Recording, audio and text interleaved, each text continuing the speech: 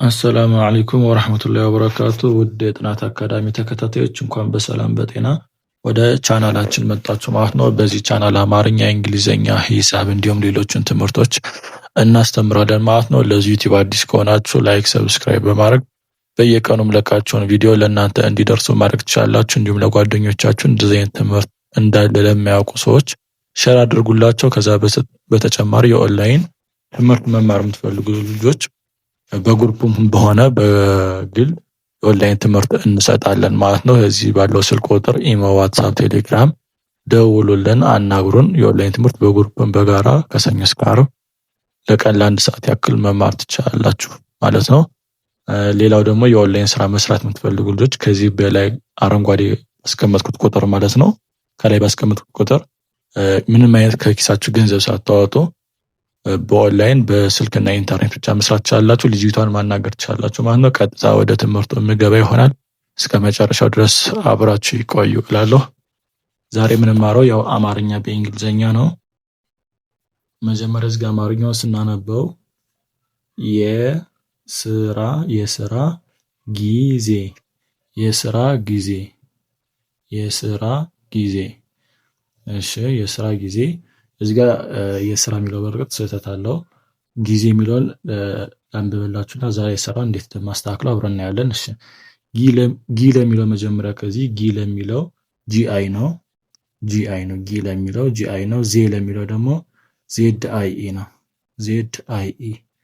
ዜድአይኢ አምስተኛ ፊደል ስለሆነ ስለዚህ ጊዜ ሲጻፍ ጂአይ ዜድአይኢ። ስለዚህ የስራን የሚለው ደግሞ አብረን ስንጽፍ ለሚለው ዋይኢ ነው የሚሆነው። ዋይኢ የመጀመሪያ ፊደል ስለሆነ ስ ለሚለው ደግሞ ኤስ ነው የምናስገባ ከዚህ የስ ኤስ ይሆናል ማለት ነው። ራ ለሚለው ደግሞ አርኤ። ስለዚህ የስራ ሚል ስንጽፍ ዋይኢ ኤስ አርኤ ይሆናል ማለት ነው። የስራ በዚህ ነው የሚጻፈው በዚህ መልኩ። እሺ ወደዚህኛው ስንመጣ መቼ እንገናኝ። መቼ እንገናኝ። የሚለው የመጀመሪያ ፊደል ስለሆነ ኤምኢ። ቼ ለሚለው ደግሞ ለቻችሁ ሲና ኤች ባንድ ላይ ነው። አምስተኛ ፊደል ስለሆነ አናባቢው አይኢ። መቼ የሚለው ስንጽፍ ኤምኢ ሲኤች አይኢ ይሆናል ማለት ነው። እንገናኝ ወደሚለው ስንመጣ ለሚለው ለኢ ነው የምትሆነው። ን ለሚለው ኤን ነው የሚሆነው። ገ ለሚለው ደግሞ ጂኢ ይሆናል። ና ለሚለው ኤንኤ ይሆናል። ኒ ለሚለው ደግሞ ጂኤን ይሆናል። ስለዚህ እንገናኝ ብለን ስንጽፍ ኢኤን ጂኢ ኤንኤ ጂኤን። መቼ እንገናኝ በዚህ ይጻፋል ማለት ነው። መቼ ኤምኢ ሲኤችአይኢ። እንገናኝ የሚለው ደግሞ ኢኤን ጂኢ ኤንኤ ጂኤን ይሆናል ማለት ነው። እሺ ወደዚህኛው ስንመጣ ደግሞ ግልጽ መሆን ጥሩ። ግልጽ መሆን ጥሩ። ግ ለሚለው ጂ ነው የሚሆነው። ል ለሚለው ግልጽ የሚለው ከማለት ነው። ል ለሚለው ኤል ነው የሚሆነው። ጽ ለሚለው ደግሞ ቲኤስ ይሆናል። ግልጽ የሚለው ሲጻፍ እንደዚህ ነው። ጂ ኤል ቲኤስ ይሆናል ግልጽ የሚለው ማለት ነው። ምክንያቱም ለጸጹ ቲኤስ ኢ ቲኤስ ዩ ቲኤስ አይ እያለ ነው የምንሄደው ለጸጹ። ስለዚህ ጽ የሚለው ስድስተኛ ፊደል ስለሆነ ቲኤስ ብቻውን ይሆናል።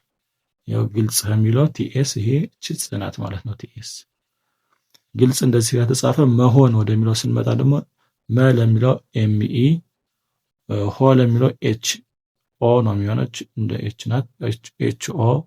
ን ለሚለው ደግሞ ኤን ይሆናል ማለት ነው ኤን።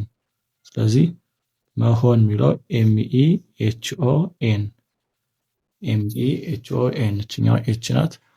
ጥሩ ብለን ስንጽፍ ጥ ለሚለው ቲ ነው። ሩ ለሚለው አርዩ ነው። ስለዚህ ግልጽ መሆን ጥሩ ብለን ስንጽፍ ጂኤልቲኤስ ግልጽ፣ ኤምኢ ኤችኦኤን መሆን እንደ ኤችን ተወስዷት ነው።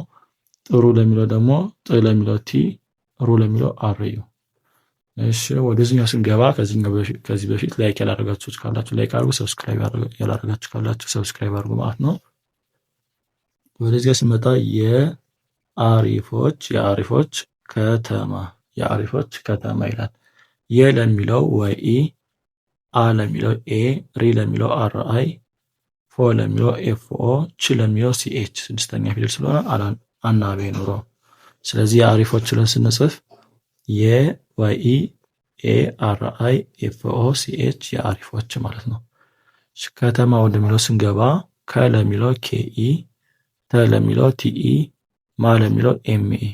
ስለዚህ ከተማ ብለን ስንጽፍ ኬኢ ቲኢ ኤምኤ ይሆናል ማለት ነው። ከተማ በዚህ መልኩ ይጻፋል።